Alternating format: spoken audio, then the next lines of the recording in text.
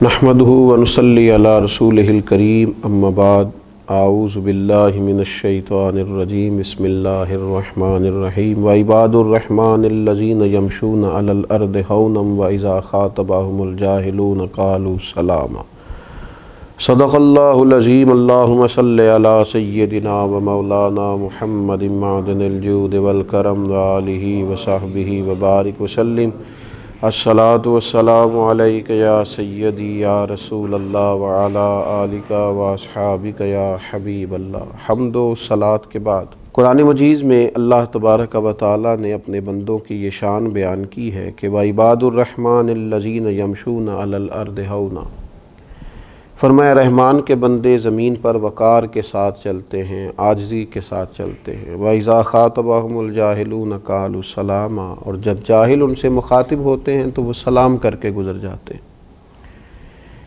انسان کو اگر عاجزی، عجز، انکساری نصیب ہو جائے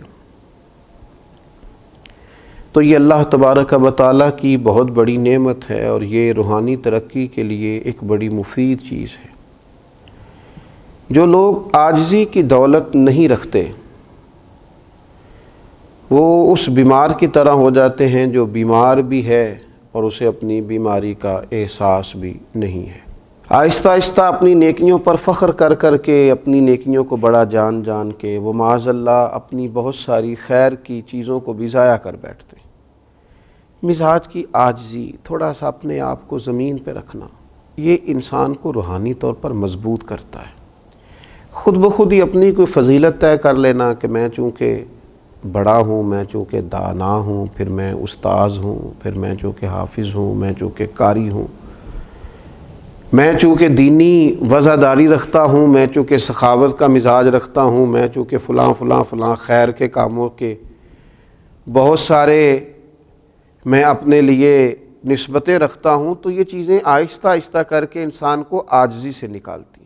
لازمی نتیجہ یہ نکلتا ہے کہ انسان کہیں نہ کہیں کسی نہ کسی مقام پر کسی تکبر کا شکار ہو جاتا ہے، اور تکبر، خود پسندی، یہ تو روحانی طور پر اس قدر زیادہ انسان کو کمزور کرتی ہے کہ آہستہ آہستہ صوفیاء فرماتے ہیں وہ عبادت کی لذت سے بھی چلا جاتا ہے۔ بہت سارے لوگ ایسے تھے دنیا میں، صرف عاجزی نہیں تھی ان کے پاس، نعمتیں بھی تھیں، فضیلتیں بھی تھیں، عظمتیں بھی تھیں، عقل مندیاں بھی، صرف عاجزی نہیں تھی، تو روحانی طور پر کچھ حاصل نہیں کر سکے، کچھ نہیں پا سکے۔ جب تک مقام عاجزی والا نصیب نہیں ہوتا، انسان کسی اور کو بھی تھوڑا سا افضل نہیں سمجھتا، اللہ کے بندوں کی عظمتوں کا قائل نہیں ہوتا۔ ہم دیکھتے ہیں بڑے لوگ جب بات کرتے ہیں تو محسوس ہوتا ہے کہ شاید بھئی ان سے زیادہ دانا ہی کوئی نہیں، سمجھدار ہی کوئی نہیں۔ اوہو کیا بات ہے، ان کے بات کرنے سے تو محسوس ہوتا ہے ان کے آگے پیچھے دائیں بائیں کبھی کوئی شخص انہیں ایسا ملا ہی نہیں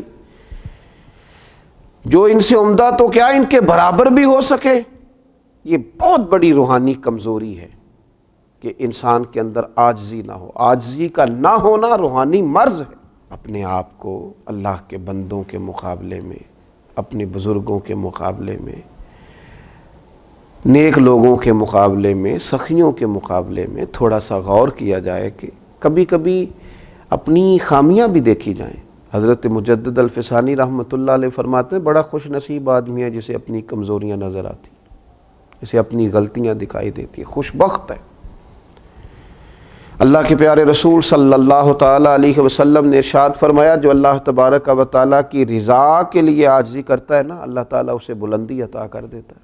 اللہ تبارک و تعالیٰ اسے عروج دیتا ہے جو رب کی رضا کے لیے جھک جائے۔ جو جھک جائے اسے ہی تو اللہ تعالیٰ عزتیں عطا کرتا ہے۔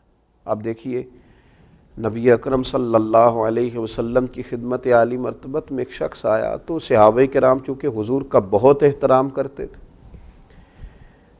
وہ تو یوں بیٹھتے تھے کہ جیسے ان کے سروں پر پرندے بیٹھے ہیں، وہ تو سانس بھی احتیاط سے لیتے تھے۔ تو وہ شخص ملنے آیا، غریب آدمی تھا، تو نبی پاک صلی اللہ تعالیٰ علیہ وسلم کی بارگاہ میں صحابہ کا اس نے ایک تو ادب دیکھا، اور دوسری بات یہ تھی کہ عرب کے سردار چونکہ مزاجوں کے بڑے سخت ہوتے تھے اور ان کے لہجوں کے اندر بڑی تلخی ہوتی تھی، اس نے وہ ساری چیزیں دیکھیں تو وہ حضور علیہ السلام کی بارگاہ میں کھڑا ہے تو کانپنے لگا۔ نبی کریم علیہ السلام نے تسلی دی، فرمایا کیوں کانپتے ہو؟ عرض کی یا رسول اللہ صلی اللہ تعالی علیہ وسلم میں مدینے کی حکومت کے سربراہ کے پاس آیا، ڈر لگتا ہے کوئی ایسی بات نہ ہو جائے کہ آپ ناراض ہو جائیں۔ حضرت انس بن مالک فرماتے ہیں حضور علیہ السلام نے پھر جو اس سے کہا اور جو وہ بات رخ اختیار کر گئی وہ دور نکل گئی، حضور علیہ السلام نے فرمایا تو کسی بادشاہ کے پاس نہیں آیا، تو اس بیٹے کے پاس آیا ہے جس کی ماں گوشت کے خشک ٹکڑے کھا کے بھی گزارا کر لیتی تھی، تو ایک غریب ماں کے بیٹے کے پاس آیا۔ کیا انداز ہے، کیا امت کو عاجزی سکھائی۔ یہاں تو میرے عزیز گاؤں سے آ کر پڑھنے والے بھول گئے کہ کس کی ماں نے کتنا زیور بیچا تھا، لوگ بھول جاتے۔ حضور نے عاجزی سکھائی۔ ٹھیک ہے اللہ تبارک و تعالیٰ نے کسی کو آفیسر بنایا ہے، کسی کو اس کے ماتحت بنایا ہے، کسی کو مالدار بنایا ہے، کسی کو اس کا سوالی بنایا ہے، کسی کو عالم بنایا ہے، کسی کو اس کا شاگرد بنایا ہے۔ کچھ شیوخ ہیں، کچھ سالکین طریقت ہیں، لیکن یہ کوئی کسی مقام پر یہ بات نہ سمجھ لے کہ جناب فلاں آدمی مجھ سے حقیر ہے، یہ کمتر ہے، یہ تباہ کر دے گا بندے کو روحانی طور۔ خدا کے بندوں کو کمتر سمجھنا، لَقَدْ خَلَقْنَا الْإِنسَانَ فِي أَحْسَنِ تَقْوِيمٍ، ان لوگوں کو حقیر جاننا، کچھ فرق نہیں پڑتا مرتبے میں۔ مرتبہ انہی لوگوں کا بڑا ہوتا ہے جن کا دل بڑا ہوتا ہے، بڑے وہ ہوتے ہیں جن کا مزاج بڑا ہوتا ہے، ظرف اور حوصلہ بڑا ہوتا ہے۔ حضرت عمر بن عبدالعزیز رحمۃ اللہ علیہ بادشاہ تھے وقت کے، تو آپ کو ایک غلام اور خادم دیا گیا تھا جو رات کو آپ کی خدمت میں حاضر ہوتا تھا اور ساری رات آپ کی خدمت میں رہتا تھا۔ تو حضرت عمر بن عبدالعزیز رحمۃ اللہ علیہ کے پاس وہ بیٹھا ہوا تھا، رات کو کوئی کام سرکاری چل رہا تھا، تو وہ خادم آپ کا سو گیا۔ تو جناب عمر بن عبدالعزیز رحمۃ اللہ علیہ جو چراغ قریب جل رہا تھا وہ چراغ آہستہ آہستہ گل ہو گیا، بجھ گیا۔ تو حضرت عمر بن عبدالعزیز خود اٹھے، خادم کو نہیں جگایا، اٹھ کے جا کے وہ چراغ ٹھیک کیا، واپس آئے تو ایک شخص پاس بیٹھا تھا، کہنے لگا حضور اس کو جگائیے، یہ غلام کس لیے؟ بہت مشکل ہے، لوگ کہتے ہیں فلانے کو رکھا کیوں ہے، آخر پر وہ کس لیے ہے اگر آپ نہیں کرنا ہے تو۔ حضرت عمر بن عبدالعزیز رحمۃ اللہ علیہ سے کہا جناب یہ غلام کس لیے؟ کیا اللہ نے اپنے بندوں کو شان دی ہے، اللہ کے بندوں کی باتیں اللہ کے لشکروں میں سے لشکر ہے۔ حضرت عمر بن عبدالعزیز فرمانے لگے او بھائی کیا ہو گیا تمہیں؟ میں جب اٹھ کے گیا تھا پھر بھی عمر بن عبدالعزیز ہی تھا، اور جب چراغ ٹھیک کر کے لوٹ آیا ہوں تو پھر بھی عمر بن عبدالعزیز ہی ہوں، میری شان میں کوئی فرق نہیں پڑا۔ اپنے مزاج میں عاجزی پیدا کی جائے، انکساری پیدا کی جائے، اپنی طبیعت کے اندر اس طرح کا ماحول بنایا جائے جو انسان کو انسان بھی رہنے دے اور محبت والا بھی رہنے دے، اور مسلمان کی جو خاص خوبیاں ہوتی ہیں وہ اس کے اندر پیدا ہونے دے۔ اللہ تبارک و تعالی ہمیں اس کی سمجھ عطا فرمائے۔ وما علینا الا البلاغ۔